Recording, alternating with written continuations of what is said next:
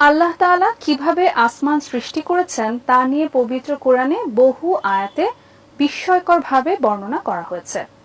মহান আল্লাহর আসমান সৃষ্টির স্তর বিন্যাস মানুষের জ্ঞানের সীমার বাইরে। কোরআনের ভাষ্য মতে প্রতিটি আসমানে রয়েছে নির্দিষ্ট নিয়ম। বিস্তারিত জানাচ্ছেন সৈয়দ নওশাদ।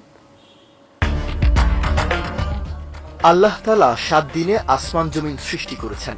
মহান আল্লাহ বলেন, নিশ্চয়ই তোমাদের রব আসমানসমূহ ও জমিন ৬ দিনে সৃষ্টি করেছেন, অতঃপর আরশে উঠেছেন। তিনি রাত দ্বারা দিনকে ঢেকে দেন, প্রত্যেকটি একে অপরকে দ্রুত অনুসরণ করে।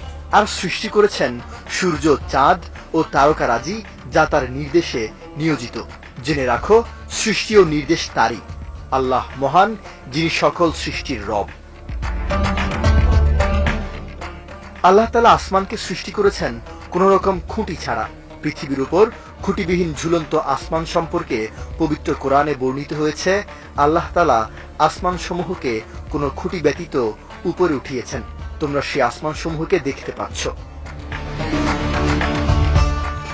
পবিত্র কোরআনের বিভিন্ন বর্ণনায় এটা এসেছে যে জমিনের আশেপাশে যা আছে, যেমন বাতাস, পানি ইত্যাদি, প্রথম আসমান এই সবগুলোকে সব দিক থেকে সমভাবে বেষ্টন করে আছে। যে কোনো দিক থেকেই প্রথম আসমানের দিকে যাত্রা করা হোক না কেন, তা ৫০০ বছর পথের দূরত্বে রয়েছে।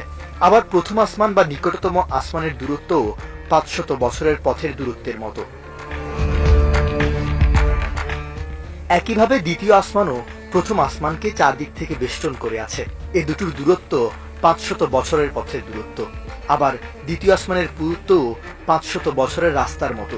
তৃতীয়, চতুর্থ, পঞ্চম, ষষ্ঠ ও সপ্তম আসমানও একই রকম দূরত্ব ও পুরুত্ব বিশিষ্ট।